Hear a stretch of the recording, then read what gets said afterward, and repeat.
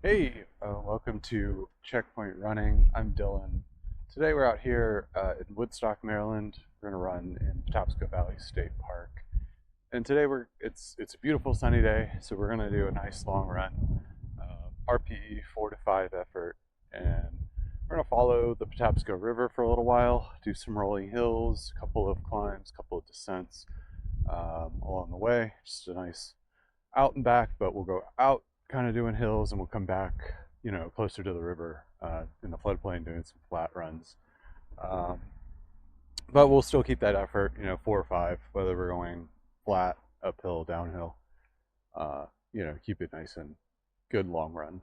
So we're just going to get started with a warm up for about 20, 30 minutes and make sure we're really ready to go. So here we go.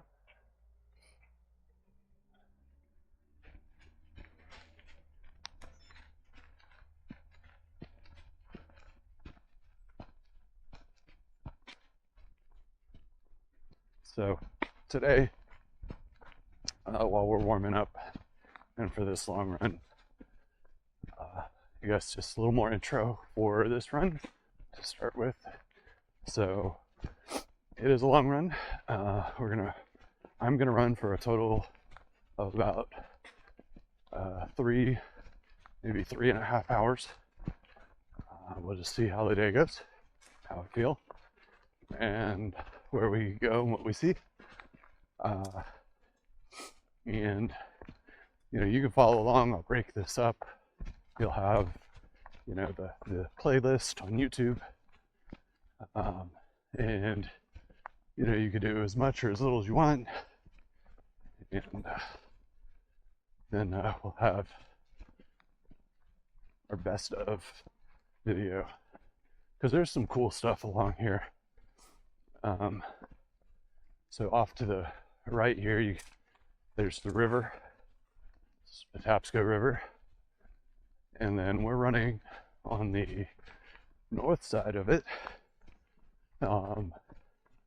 Carroll County, Baltimore County side, and just gonna follow the river here for our warm up. Nothing challenging, just nice, easy, and enjoy this beautiful late winter day. It's not too cold today, which is a very nice break. It's about 45 to 50 degrees. So just got on some shorts and a light sweatshirt.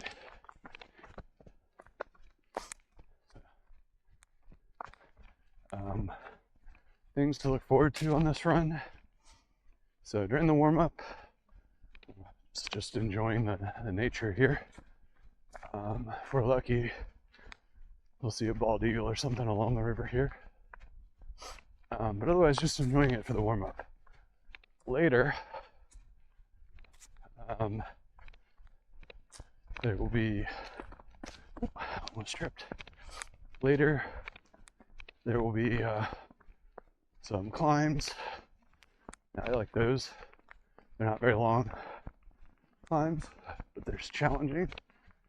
And then there's going to be an area where we need to go under some railroad tracks. There's kind of a fast running stream that we'll end up jumping.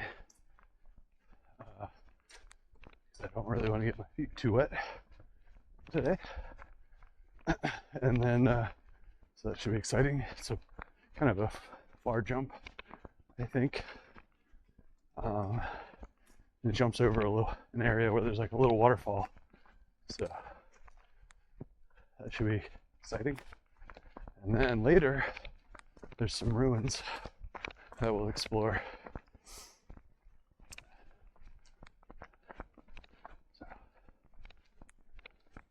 that should be fun.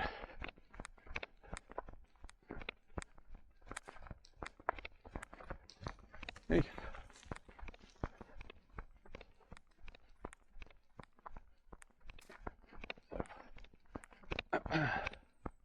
Oh, bike coming. Get out of their way. Yeah, so it's such a nice day. I think we're gonna see a lot of people out here. See another bike coming in the distance here as well. Out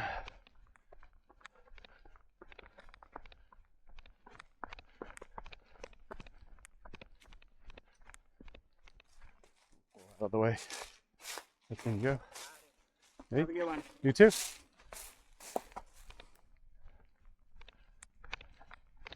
you've never run trails before, there's a bit of a, or even hiked really, there's always a trail etiquette for who yields to who. So, obviously the person going faster needs to be aware of all the other people and not run them over, right? So runner should run over a hiker, bike should run over a bike, etc. But generally, once their presence is known, so if a bike or yells ahead to a runner or a hiker, or a runner yells ahead to a hiker, you yield. The slower person yields and lets the faster person go. And then on hills, usually the person going downhill yields to the person coming up, so the person coming up doesn't have to break their momentum. And then sometimes there are horses out here too, and so everyone yields to horses. They just have the bulk, whether they're going fast or slow. You don't want to get kicked by a horse or spook the horse and injure the rider. So everyone yields to horses. And then just because not everyone knows or experiences horses, never get behind a horse, ever. That's where you'll get kicked. It's a horse's defense, and they can't really see super well behind them. They can see almost like all the way around side to side and in front of them like a 270-degree view, but directly behind them they can't really see. And if they sense something there, they'll likely just kick as a defense mechanism. So you gotta be careful. And they'll kick dogs, people, whatever. So you gotta make sure if you have a dog, you definitely control them around the horses. Because you never know if a horse is well acclimated to people and dogs or not. So I'm going a little bit fast. I'm going to slow it down. You can tell I'm not quite warmed up yet. And with the talking, not able to talk and breathe, smoothly. So we want to slow it down. Keep it in that RP4 range. All right.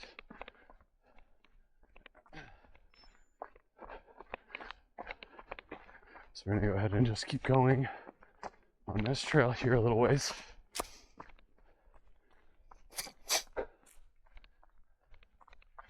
And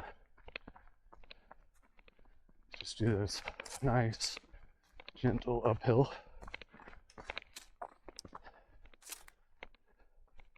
If you're following on a treadmill or a bike or something like that, this is like a 2% grade.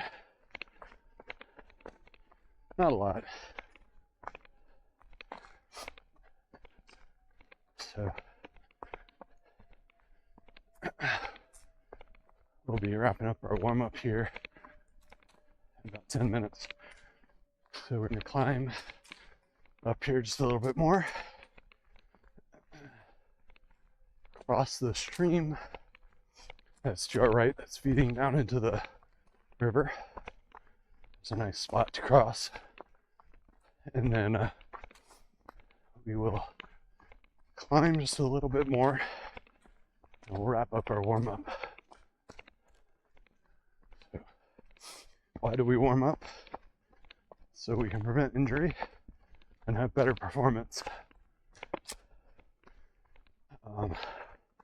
When I was first started running, I didn't ever warm up.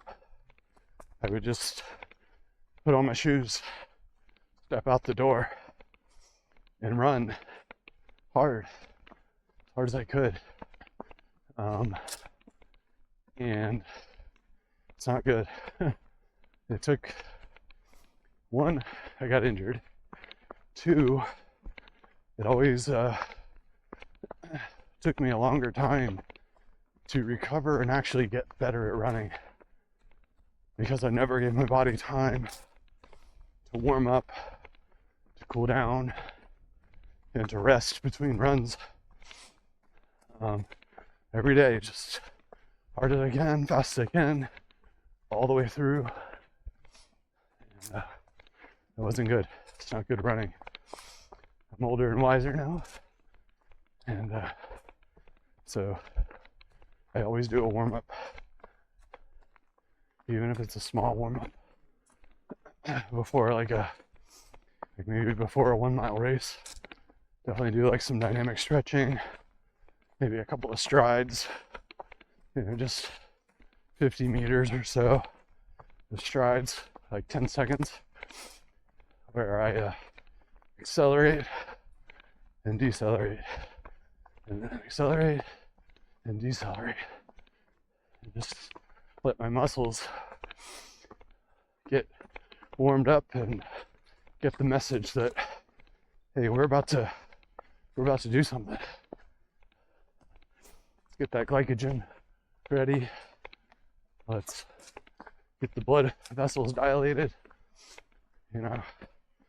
really prepare.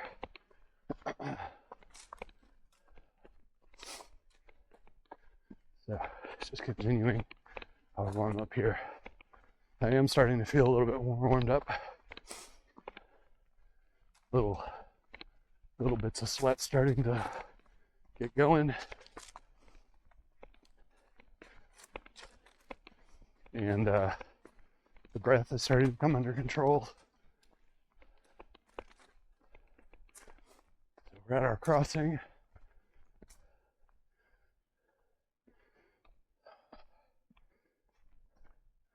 Just enjoy this little stream. It's nice and clear today. I think it's usually clear.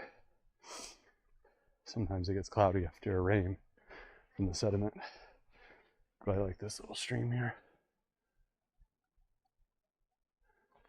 Maybe you'll be able to hear the bubbling brook here.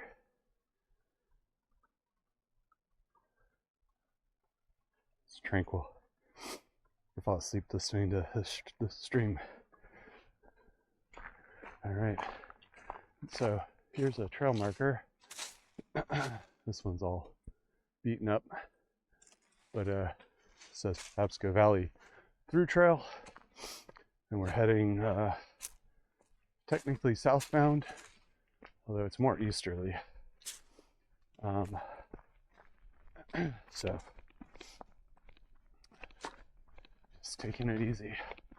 And we're gonna follow these trail markers. We're on the upper trail. So the upper trail here is a little bit hilly. Not too bad though.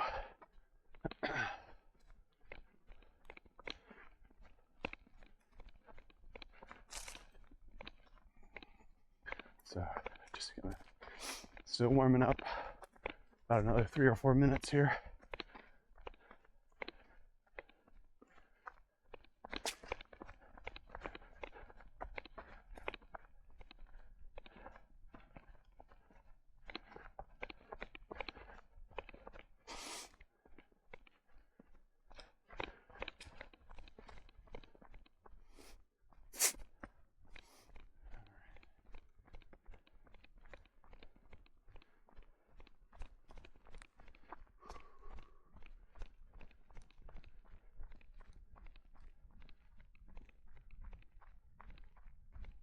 So we were just on that side, now we're on this side. We're running down.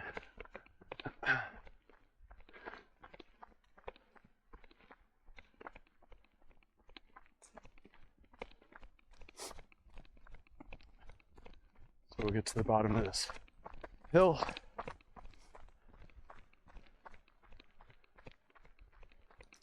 And that's where we'll wrap up our warm-up.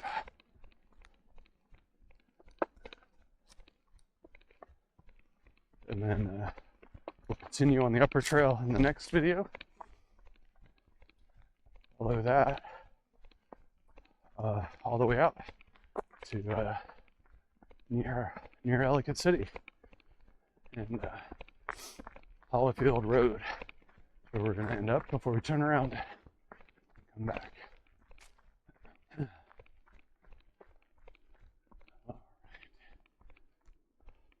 So there's a nice 15-minute warm-up or so. So we'll go ahead and pause here for our warm-up, get ready to get going on the next one. So take a look at the stream down there. It's so nice today. I love this. All right, so that's our little warm-up. That's checkpoint running, and I hope I'll see you in the next run here as we keep going on our way out to Ellicott City on the Patapsco Valley Thru-Trail. See you in the next one.